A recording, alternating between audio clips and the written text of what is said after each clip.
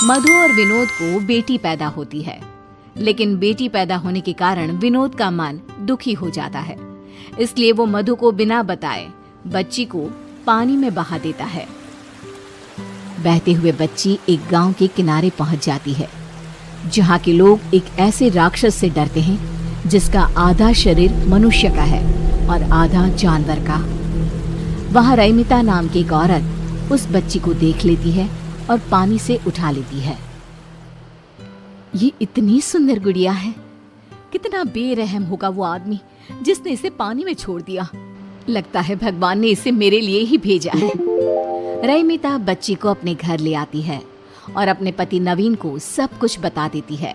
नवीन कहता है, आज से हम बेटी के भी माँ बाप हो गए हैं। अब इस घर में भी चहल पहल हो जाएगी। अब मेरी गुड़िया का नाम किंजल होगा। रैमिता और नवीन किंजल को अपनी बेटी बनाकर अपने साथ रख लेते हैं।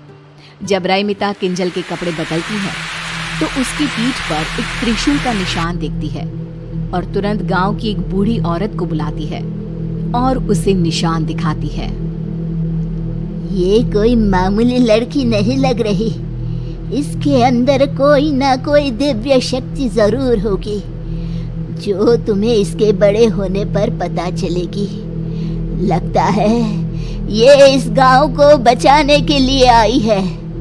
सालों पहले एक पंडित ने कहा था कि इस गांव को बचाने के लिए एक दिव्य शक्ति आएगी जो इस गांव को राक्षस के प्रकोप से बचा लेगी।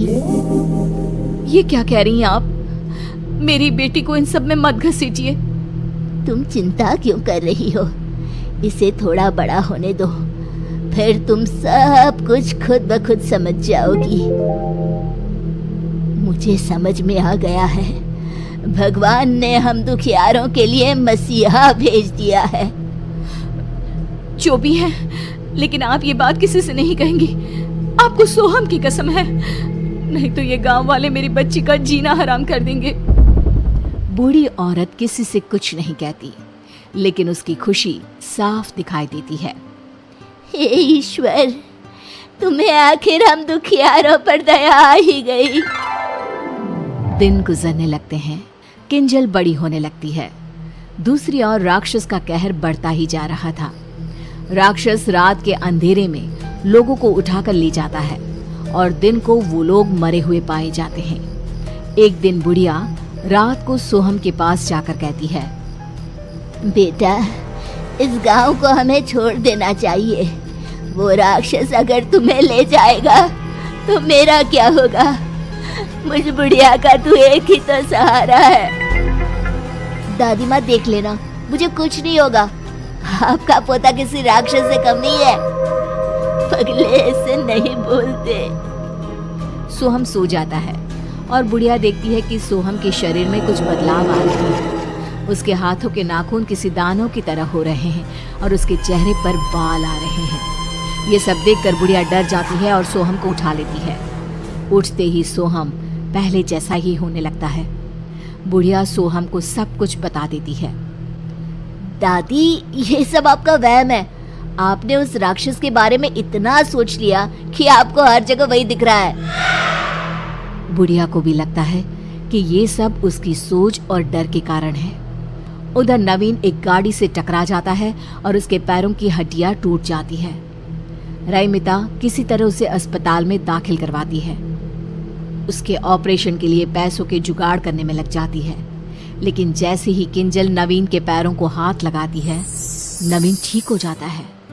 तब डॉक्टर कहते हैं, देखिए, अब इन्हें ऑपरेशन की कोई जरूरत नहीं है। आप इन्हें घर पे ले जा सकती हैं। सो स्ट्रेंज, बिना कुछ किए ही आपके हस्बैंड ठीक हो गए। रैमिता को बुढ़िया की बातें याद आने लगती है। किंजल कोई मामूली लड़की नहीं है, इसमें दिव्य शक्तियां हैं, लेकिन मैं अपनी बेटी को उस राक्षस के पास कभी नहीं जाने दूंगी। नवीन घर आ जाता है और अब किंजल जिस भी चीज को हाथ लगाती वो चीज खुद ब खुद ठीक हो जाती। धीरे धीरे किंजल की शक्तियां लोगों की नजर में भी आने लगती है। एक रोज किंजल के जन्मदिन पर बुढ़िया सोहम के साथ रैमिता के घर आती है। तब रैमिता कहती है, अम्मा जी, अब तो खाकर ही जाइएगा, ऐसे मैं नहीं जाने दूंगी आपको। मैं सोच रही थी क्यों ना किंजल का रिश्ता सोहम से तय कर दो तुम, फिर तुम्हारी किंजल तुम्हारे नजर के सामने ही रहेगी। नहीं नहीं, मेरी किंजल शहर जाएगी, उसके लिए शहर से बड़े बड़े रिश्ते आ रहे हैं। बुढ़िया मन ही मन दुखी हो जाती है क्योंकि वो किंजल को अपनी बहू की तरह देख रही थी। खाने में रात होने के कारण रईमिता सोहम और बुढ़िया को अपने घर पर ही रोक लेती है। सोहम और बुढ़िया रईमिता के घर पर ही रुक जाते हैं। आधी रात को जब रईमिता पानी पीने के लिए उठती है तो वो देखती है कि किंजल कमरे में नहीं है। रईमिता तुरंत पूरे घर में देखती है लेकिन किंजल कहीं नहीं मिलती। रईमिता रोने लगती है और नवीन को उठाकर कहती है, हमारी किंजल कहीं नहीं मिल रही है, कहीं उसे वो राक्षस उठाकर ले तो नहीं गया होगा। मैं मर जाऊंगी, मेरी किंजल को कुछ भी हुआ तो। बुरा क्यों सोचती हो?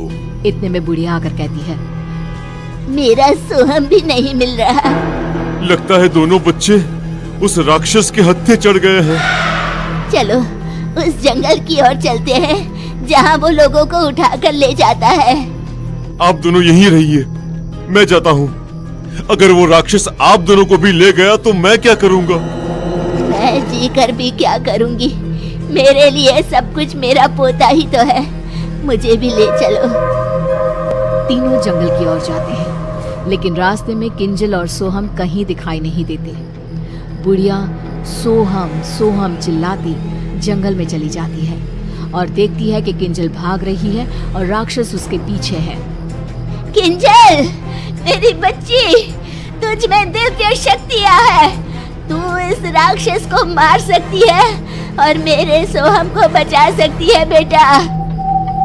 मुझे कुछ समझ में नहीं आ रहा दादी माँ। नवीन और रईमिता भी किंजल की आवाज सुनकर जंगल में घुस जाते हैं। रईमिता किंजल के पास चली जाती है और राक्षस गुर्राते हुए तेजी से किंजल की ओर बढ़ने लगता है। मेरी बेटी को छोड़ दे, चाहे मेरी जान ले ले। राक्षस रईमिता को मारने आता है और किंजल अपनी माँ को बचाने के लिए चाकू राक्षस को मार देती है।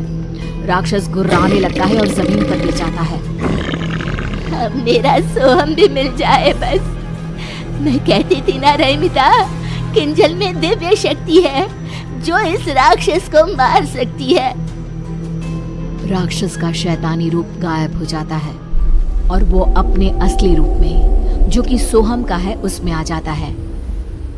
सोहम, इन सब के पीछे तुम थे? नहीं, ये सोहम नहीं है। सोहम को राक्षस ने अपने वश में कर लिया था। हर 21 साल में वो अपना शरीर बदलता है। इस बार वो सोहम को चुनने वाला था। किंजल, तुम ना होती तो मैं बुढ़िया अपना आखिरी सहारा भी खो देती। गांव राक्षस के कहर से मुक्त हो जाता है और किंजल की शादी सोहम से हो जाती है।